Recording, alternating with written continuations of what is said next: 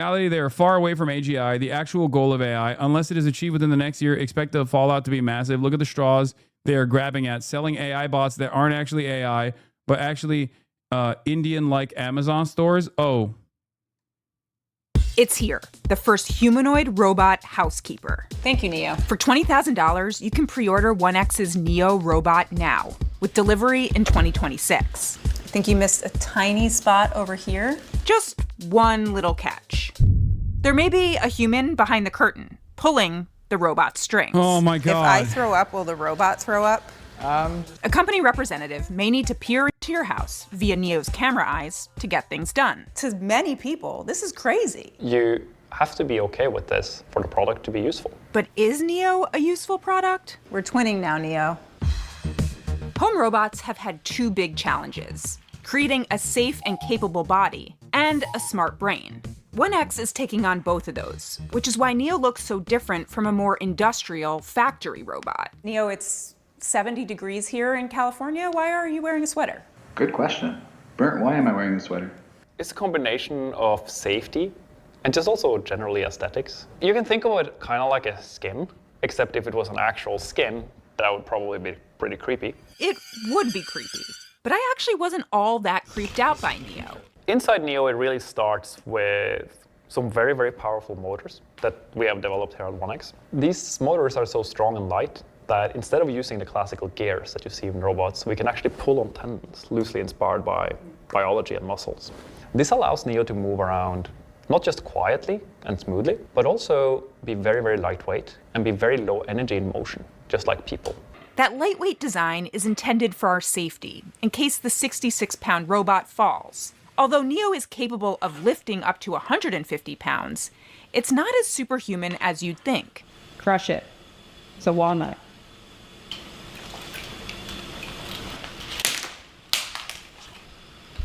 There's this concept that we think that robots are like superhuman in like pressure and like. Bro, this is literally like a significantly disabled slave. Who the fuck is like, this is goated, I need this in my house? Like, that's what this is. It blows my fucking mind. You gotta be a real ass freak for this, dude. Strength. And some robots are, because they're heavily geared, but that means you're not sensitive, right? And it's also not even AI. It's literally controlled by a dude in a low-cost labor site somewhere far, far away on the other side of the fucking planet. Delicate. Neo doesn't work like this at all. It works more like us. So the finger strength of Neo is about the same as a human. It's so crazy because like people will go, oh, well, what about the disabled? Like disabled people need something like this. No, they don't. They need at-home care.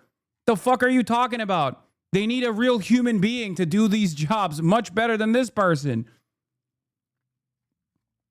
And the government should at least either subsidize that or pay for it with a decent wage. What the fuck are we doing?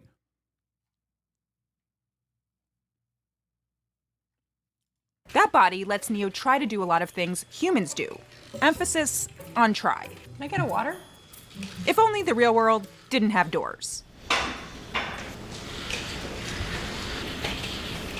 All in, it took Neo a little over a minute to fetch a water from the fridge 10 feet away. Thank you, Neo. Next challenge. Shut up, moron. Okay. You called it a person? Hasan, I be caught in the web of lies? Load 3 items in the dishwasher. You got this, Neo. You got it.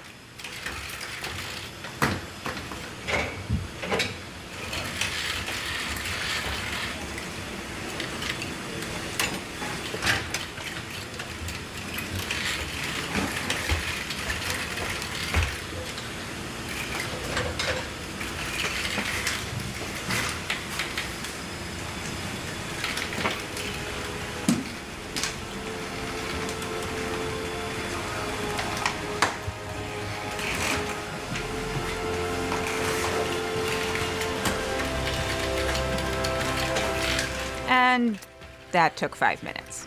The Neo I saw isn't the one shipping in 2026. The new model will be safer and have better hand dexterity. The one I saw still needed to take breaks to charge and cool down. The challenge isn't just Neo's body, it's also its brain. The body has to perform tasks safely, but the brain needs to know how to do them on its own, without human help. But right now, everything I saw Neo do was guided by a skilled pilot. Teleoperation is essentially when there is a human in the loop. And who is the voice I'm hearing right now of Neo? Hi, I am a remote operator in a different room in the building. And what's your name? Turing. What's your real name? My real name is Turing. Like that's your name on your birth certificate? Yes, it is, believe it or not. Alan Turing was, of course, the famous computer science and artificial intelligence pioneer. But this Turing, with a VR headset and controllers, was the one actually operating Neo. I just got here. What the hell is happening? Fresh hells beyond, fresh new hell beyond human comprehension. Until he handed me the controllers. I actually might throw up. I think my hand is...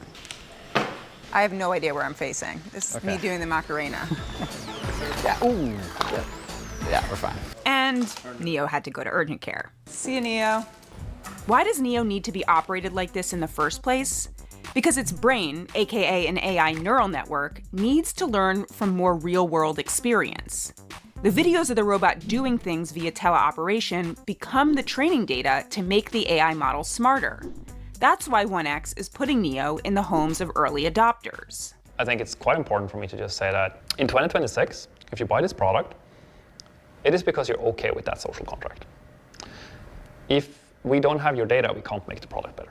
I'm a big fan of what I call like big brother, big sister principle, right? Big sister helps you. This is literally a grift, okay? For the record, this is just a grift. They are leaning in to people wanting a futurist utopia, wanting a taste of that. Because like the cost of this entire process is not even cheaper than hiring someone to do the work at a much better pace, right? So it's just a grift at this stage. And the reason why they get to maintain this grift is because they can always say, and this is the old Silicon Valley trick, this is a tech company. We're actually trying to be the next unicorn.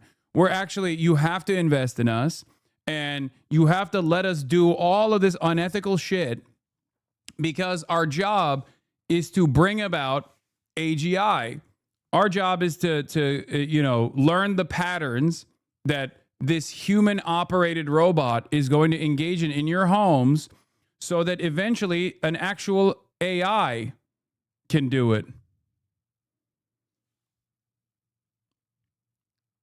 In reality, they're not actually advancing tech in any meaningful fashion, and instead, they're just leaning on people's ambitions. They're leaning on people's hopes and dreams that this will happen. Yeah, it's basically the Juicero conundrum over and over again. Big Brother is just there to kind of monitor you. And we are very much the big sister. Depending on how much you want to trade, we can be more useful. And you decide where on that scale you want to be. Do you right now know what things Neo in 2026 will do autonomously versus what it will do teleoperated? So when you get your Neo in 2026, it will do most of the things in your home autonomously. The quality of that work will vary and will improve drastically quite fast as we get data. To be clear, on my visit, I didn't see Neo do anything autonomously. The company did share this video of Neo autonomously opening the door. You know, there's this new trending concept now called AI slop, right? I do know. It's a very powerful concept of, let's call it... Dude, I'm gonna be honest, so many fucking tech reporters just eat the slop so hard. Like, even in really solid, otherwise reliable legacy publishers and shit. I mean, this is the fucking Wall Street Journal. This is literally the Wall Street Journal. You got a Wall Street Journal tech reporter who's just sitting there being like, oh my God, how amazing. It's like, you're kind of doing an advertisement here. You're not actually You're advertising a faulty product rather than at least having like the necessary skepticism or critical thinking that you must demonstrate in this moment so you can actually not do what a YouTuber would do. But the role reversal here is the fucking YouTuber is doing a better job addressing the shortcomings of this process than the fucking Wall Street Journal tech reporter is. How is this possible? Like, I don't understand it. I don't understand how we got to a point where the Wall Street Journal tech reporter is like, oh, this is such a fantastic development. And the tech YouTube reviewer is like, this sucks. The gap between what it's actually capable of today and what they're promising as they take your money today. Like, I think when people watch a video like this, they expect that this robot has some sort of built-in artificial intelligence that allows it to recognize objects and navigate around on its own and learn your house and be productive for those hours while you're gone. And that, I think, would be a reasonable thing to get out of watching that video because that's what it's designed to show. That's what you're supposed to feel. That's the dream. But that's not actually what's happening. So Joanna Stern, the legend, she did a video with this Neo robot also this week where the company showed her all of the things that it could do. And turns out 100% of the things that they showed her were remotely controlled by a human in another room wearing a VR headset with controllers. That's not exaggerating. 100% of the stuff they showed her. The carrying things around, the loading up the dishwasher. I mean, look at this thing.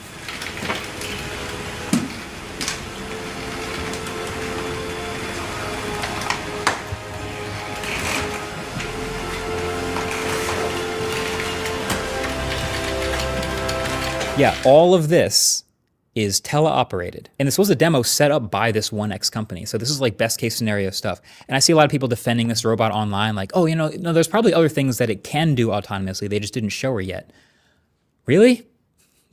You don't think they would show her the best stuff that this could do autonomously to keep selling the dream? If you watch that keynote video back, to their credit, you'll notice that they actually are very careful to label exactly when the robot is doing something autonomously and not teleoperated. And in that whole nearly 10-minute video, there's exactly 2 scenes that have this label. There's the get the door command. Get the door, please. Where the robot walks over to the door because someone's coming up. It grabs the handle, waits for the guest, and then sort of pulls the door open and fumbles backwards a little bit, kind of like a toddler, to let them inside.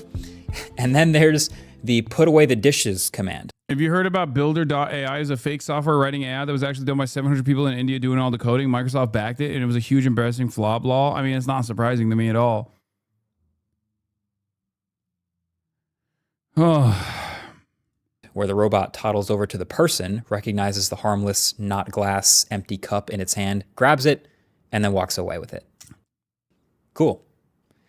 No, seriously, that's actually pretty impressive. Even if I could already today unlock the door with my Google Home and a smart lock with just my voice, there is something at least a little bit futuristic about a humanoid robot going to do that. That's part of the dream. It's doing it autonomously. But then that also means that I think one of the worst parts about this conversation is like you can't have a serious, sincere, critical convo about this stuff without people constantly saying, oh, you don't dare to dream.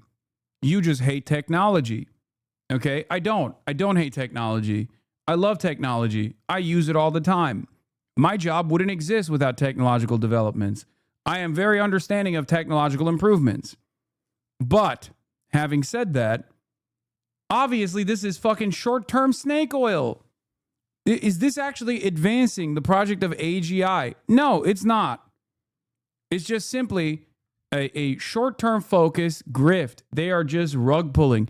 It's one rug pull after another. These sorts of life-changing, comprehensive initiatives, whether you want to admit it or not, can only come from long, sustained research and development projects that dump a boatload, if not billions of dollars over the course of decades to fucking pull off. Okay? That's why the internet was invented by DARPA, not Al Gore in the way that people think, but DARPA. It's a DARPA project. It was the publicly funded government. So you want Elon to build it? Is Elon the government? Is that what you think I'm saying here? You'd be surprised a lot of these people do believe what they're selling. I think they've deluded themselves. Guys, stop saying yes. Elon is the exact opposite of what I'm talking about. Corso says, so I work in the fintech space, and a lot of the AI products I've tested fail to meet expectations. I think it's because of the social contract issue this guy mentions earlier. No one wants their data being used to train models for obvious reasons, but the models can't improve without it. There is 1,000% a bubble, and the US GDP only grew 0.1% last quarter. If you remove activity related to data center construction, it's not talked about enough. Well, it is talked about a lot here.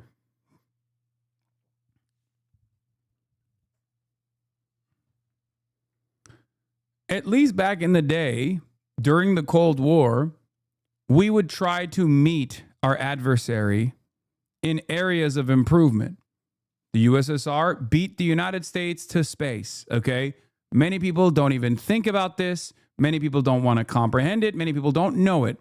The USSR put the first animal in space. The USSR put the first human in space. Yuri Gagarin shouts out, okay? And then America was like, oh, fuck. We have to beat the USSR. So that's how you got the Apollo mission. That's how you got people landing on the fucking moon. Okay? Yeah, shouts out to Laika. Shouts out to Yuri Gagarin. First woman in space was also the USSR as well because they're fucking woke. Anyway. And through that scientific achievement, we got a bunch of technology that we take for granted every day, including microwaves and flame retardant gear that firefighters use and shit like that. Okay, a bunch of stuff. But the point is that was only done because, and Velcro, yes, that was only done because we wanted to compete with the USSR, our foreign adversary. Nowadays, I think capitalism has been so erosive in the field of research and development and so hyper-focused on short-term benefits in our global financialized capitalist economy that even if we want to compete against China, who is carrying that torch right now, carrying the torch of the USSR right now in this very day and age, I don't think we are even capable of competing with them, even if we tried.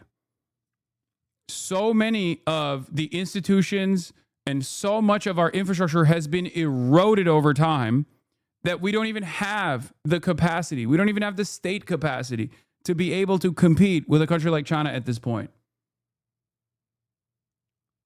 It's crazy.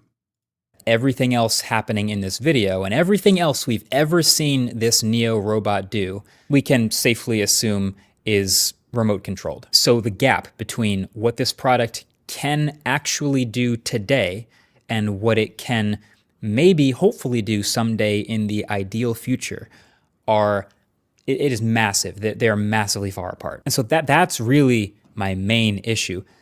There seems to be a bit of a lost art in waiting for a tech product to be actually finished. What's really funny about this also, and this is true, the beta testing. Human beings are the beta testers of all the stuff, including stuff that I cannot even imagine.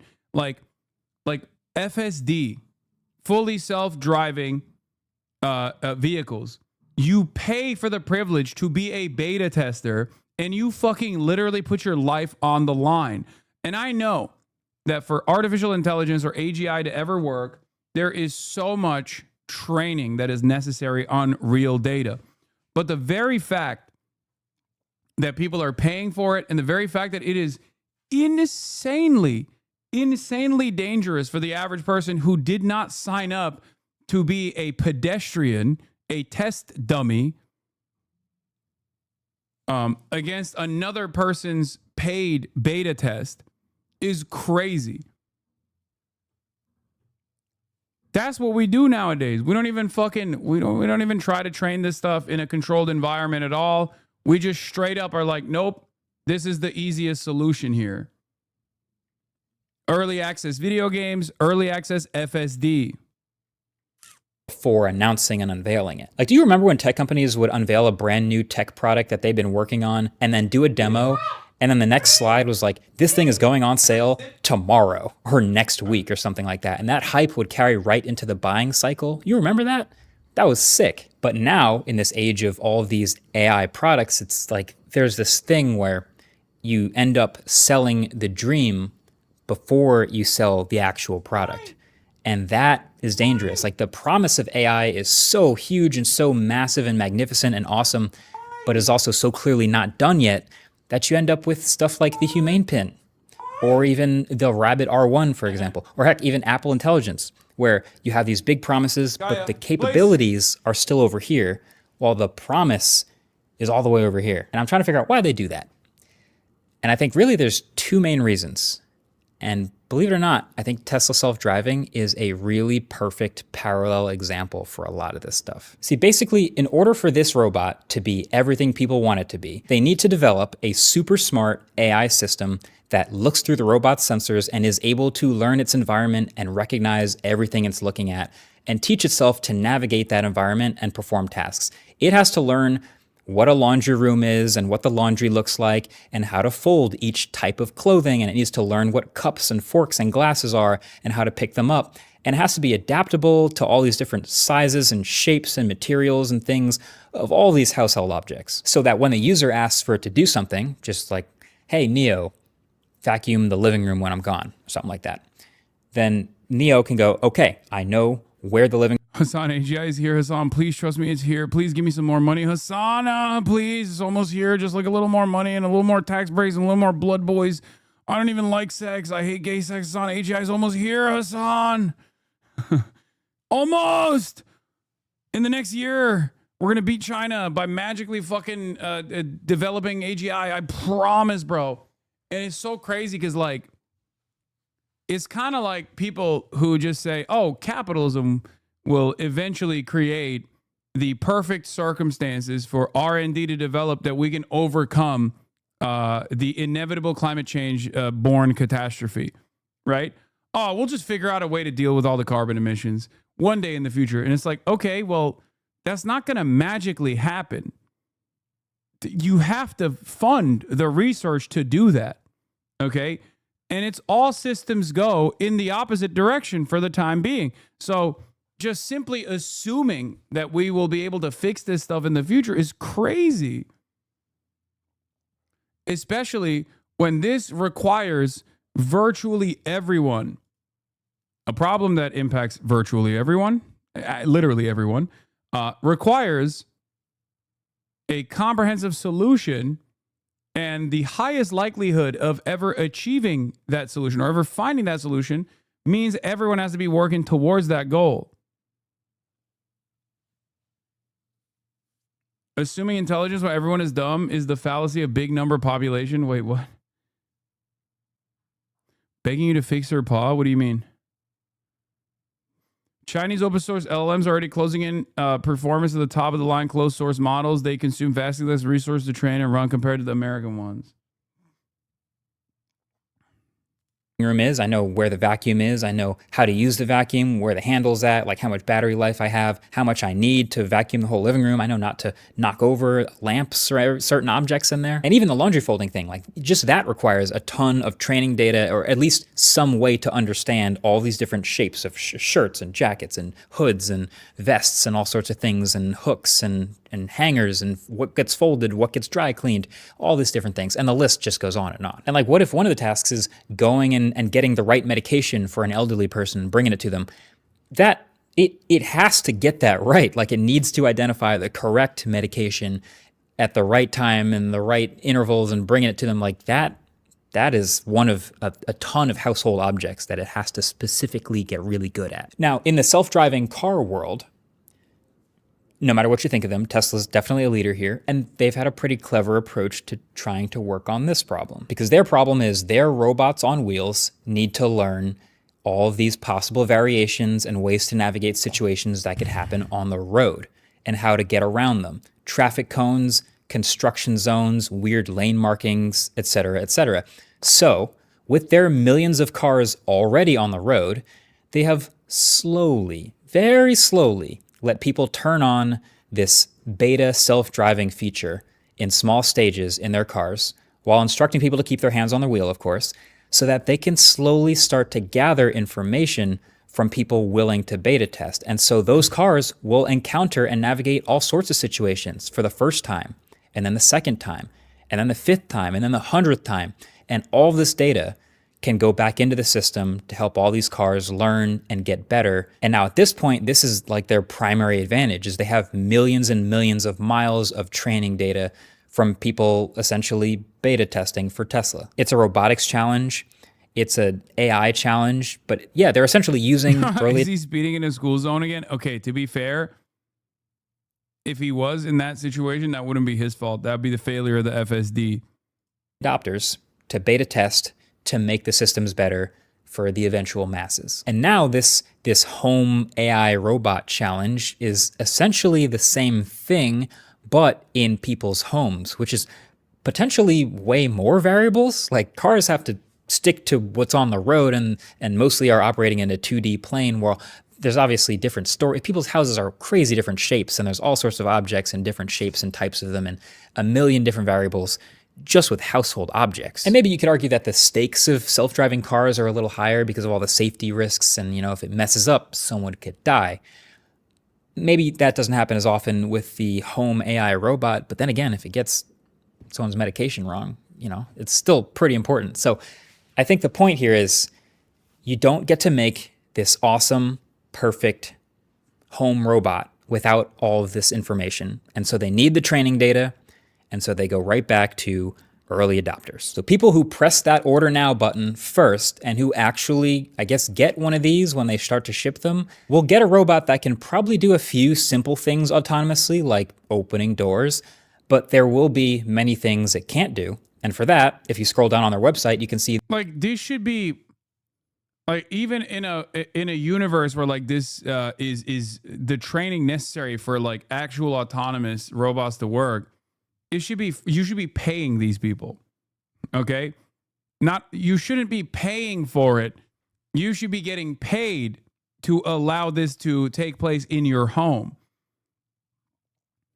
I don't understand this fucking mindset where people are like, nah, it's actually great. I will pay for the privilege of being a beta tester. Like, what the fuck? Video game companies used to pay quality assurance folks. This is more than quality assurance. This is training. You're training the robot. I can't believe it. It's just capitalism all the way down, man. Oh, there's a sucker out there who will pay for the privilege. Anyway, I'm done. I'm done watching this. I can't. It's just so stupid. Ay, ay, ay.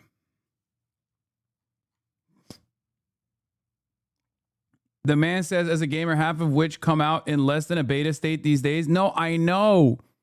Back in my day, that wasn't the case, chatter. That's my point.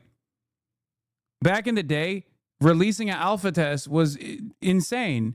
There was no early access alpha test. There was no early access beta test. What's next? Paying for the privilege of coding the game? Is that what we're going to do next? Fuck it. Let's just unfold. Let's just unleash a bunch of UGC to the masses. Oh, you get to participate. If you give us $5,000, you get to code the game yourself. I guess technically that's what Roblox is, right?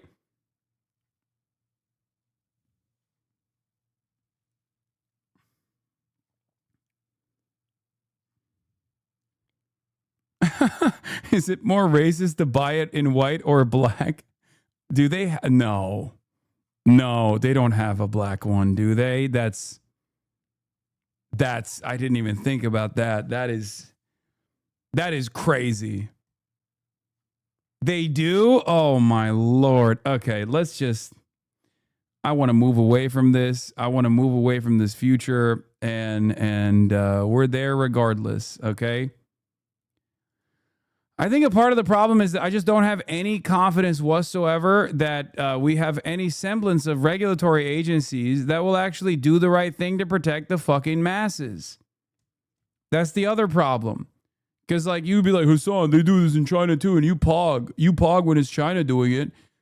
And it's like I still have some confidence in the competence, the bare minimum competence of the Chinese government. And even then I'm very, very worried. We do the exact opposite. It almost feels like we believe our own lies. Okay? It feels as though we believe the lies we have told ourselves about deregulation and capitalism fostering innovation. I think a lot of people genuinely believe that, where they think, oh no, this will actually unfold a tremendous amount of technological improvements. You don't get it.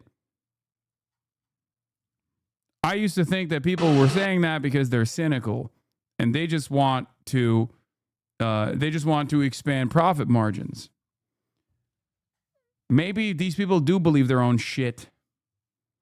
At least the former industrialists, I think, the titans of industry, were much more aware of what they were doing. They were more evil, I guess, in that regard. Nowadays, we're just stupid. We're evil and stupid.